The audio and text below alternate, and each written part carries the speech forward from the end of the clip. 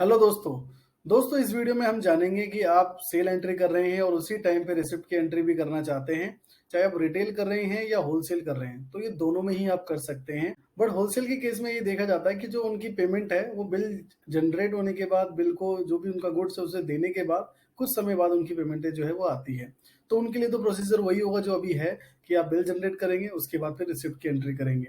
But कितने जो है होलसेलर अभी भी ऐसे हैं, कितने जो है रिटेलर ऐसे हैं जो जिनका जो पेमेंट है वो ऑन द स्पॉट ऑर्डर के टाइम पे हो जाता है, तो उनको डबल डबल एंट्री ना करना पड़े। तो उसके लिए सोल्यूशन आज इस वीडियो में हम जानेंगे। तो दोस्तों, जैसे ही हम सेल एंट्री करते हैं, चाहे रिटेल में कर रहे हैं, किसी किसी में जो सेटिंग्स है बाय डिफॉल्ट ऑन रहती है और किसी किसी में नहीं होती है। जैसे कि हम इसको सेल कर रहे हैं और बिल को सेव करते हैं तो हमारा बिल सेव हो जाता है डायरेक्टली।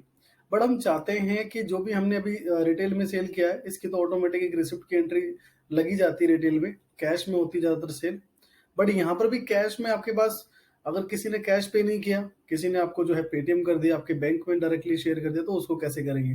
तो ये उसमें भी आपके काम आएगा। और रिटेल में अभी हम चेक करते हैं, रिटेल में है क्या केसेस है कि जब भी आप किसी भी पार्टी को बिल जनरेट, सपोज ये पार्टी वाई है जिनका भी बैलेंस 200 रुपए का है।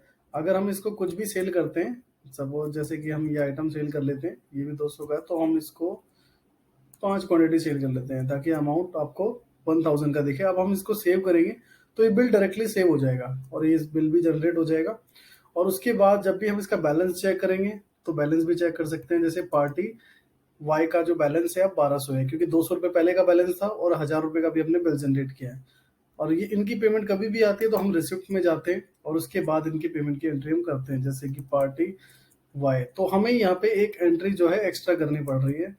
अगर आपका केसेस ये है कि आपका ऑन द स्पॉट जो है पेमेंट सेटल्ड हो जाता है जब भी आप बिल बनाते हैं उसी टाइम पे, तो उस केस के लिए क्या करेंगे? आप आएंगे मास्टर में, मार्क सेटअप, कंट्रोल रूम, और एंटर करके यहाँ पे टाइप करेंगे मोड ऑफ पेमेंट। उसके बाद आपको सबसे पहली सेटिंग तो ये इनेबल करनी है, जैसे कि यहाँ लिखा हुआ है कैश क्रेडिट, और यहाँ पे स्प्लिट मल्टी, इसको आप मल्टी कर देंगे। उसके बाद इस पे आप एंटर करके सबसे लास्ट में आएंगे और जैसे सेकंड स्लैब आ जाएगा तो यहाँ पे आपको जो ये आप देख पा रहे हैं, इसको करना है 1, स्केप करके से यस करेंगे। अब हम पहले रिटेल में सेल करते हैं। तो रिटेल की सेल बाय डिफॉल्ट कैश में होती है, तो जब तक ये ऑन नहीं था तो कैश में ही सेव हो रहा था ये। अब क्या हुआ, हमारे पास ऑप्शन है। अब जैसे ये यहाँ पे ऑप्शन है क्रेडिट कार्ड, ऐसे आप अपना पेटीएम, फोन पे और भी ऐसे ऑप्शंस को आप लगा सकते हैं। तो इसके लिए क्या है, आप मेरी एक वीडियो है इसके ऊपर डिटेल कि मोड ऑफ पेमेंट हमें कैसे लगाना है, वो डिस्क्रिप्शन बॉक्स में आपको दे दूंगा ताकि आपका टाइम सेव हो जाए। अब सपोज की पेमेंट जो है हमें कैश नहीं मिली, पेमेंट हमें जो है क्रेडिट कार्ड के थ्रू मिली, तो हमने इसको 0 कर दिया और एंटर करके क्रेडिट कार्ड के पोर्शन में आएंगे, ऑटोमेटिक अमाउंट भी लोड हो जाएगा। उसके बाद आपको एंड का बटन प्रेस करना है और एंड के बटन से ये बिल आपका सेव हो जाएगा।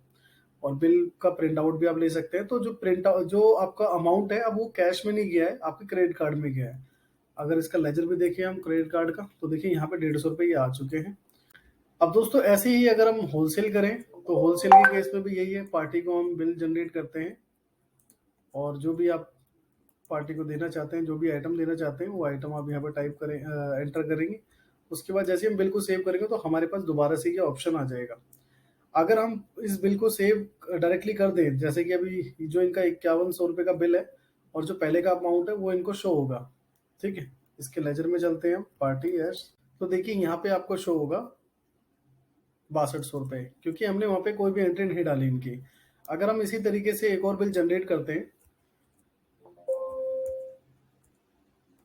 अब सेम आइटम हम या कोई और सा आइटम ले लेते हैं और इसकी भी क्वांटिटी कुछ ज़्यादा रखते हैं। अब जैसे कि 6600 रुपये जो है ये बिल जनरेट हो रहा है, अगर हम इसको सेव करते हैं और यहाँ पे अमाउंट नहीं डालते तो वो अमाउंट फिर से वहाँ प्लस हो जाएगा। अगर आप चाहते हैं कि यहीं पे आपकी एंट्री हो जाए तो यहीं पे आप एंट्री कर सकते हैं। सपोज इस पार्टी ने आपको कैश पेमेंट कर दी है, तो आप यहीं पे कैश की पेमेंट करेंगे और उसके बाद एंटर करके सेव कर देंगे। अब इसका हम लेजर चेक करें पार्टी, तो देखिए जो इनका अमाउंट था, ये जो बिल वैल्यू बनी थी 6600 रुपये की, ये यहाँ पे 0 है, ये इनके बैलेंस में नहीं आया, क्योंकि ये जो अमाउंट है कैश में शिफ्ट हो चुका है, एडजस्ट हो चुका है। ये देखिए यहाँ पे आपको ये भी शो हो जाएगा एडजस्टमेंट, कि आपका जो ये एडजस्ट हो चुका है।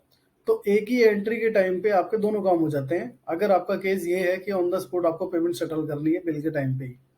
तो दोस्तों इसको यूज करके आप जो है अपना टाइम बचा सकते हैं। वीडियो अच्छी लगी, वीडियो को लाइक करें, चैनल को सब्सक्राइब करें ताकि और भी इन्फॉर्मेटिव वीडियोस आपको मिलती रहे।